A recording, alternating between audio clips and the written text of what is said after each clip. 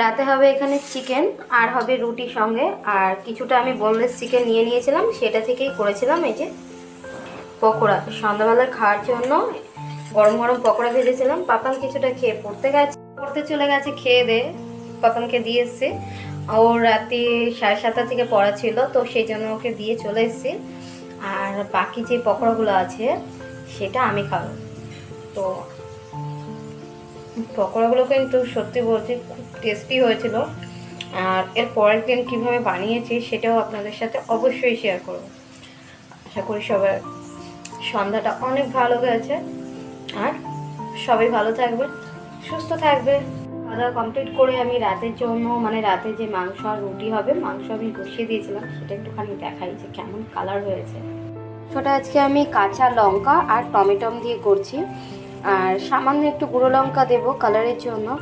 আর কালারটা দেখুন কতটা সুন্দর এসছে।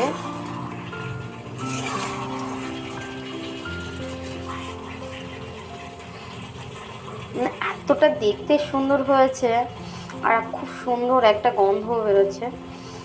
তো আমার কিন্তু কাঁচা লঙ্কা দিয়ে মাংস খেতে খুব ভালো লাগে, তো সেই জন্যই আমি কাঁচা লঙ্কা বেশি করে দিয়েছি, আর কালারের জন্য একটুখানি গুঁড়ো লঙ্কা দেবো।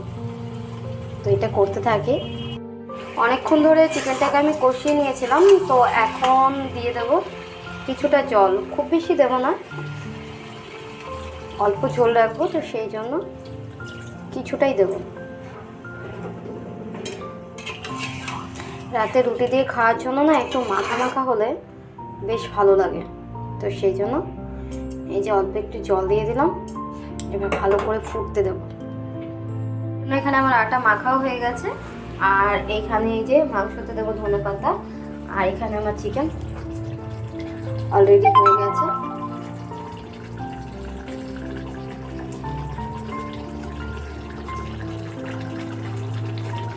কালারটা এত সুন্দর এসছে, কতটা বুঝতে পারছেন জানি না, কিন্তু এখানে কিন্তু সত্যি খুব সুন্দর এসছে কালারটা।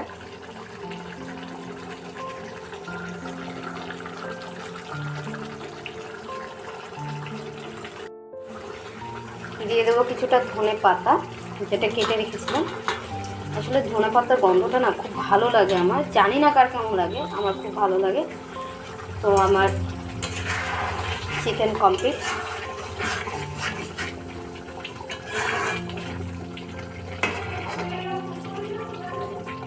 এখন দেবো নামিয়ে।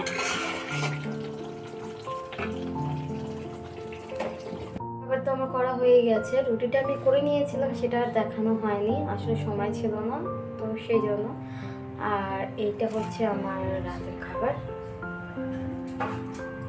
রুটি, শসা আর মাংস। তো সবাইকে জানাই শুভরাত্রি। আজকের মতন সবাই ভালো থাকবে, আর আমার এই মিনি ব্লগটা ভালো লাগলে অবশ্যই সবাই একটা লাইক আর কমেন্ট করবে। টাটা।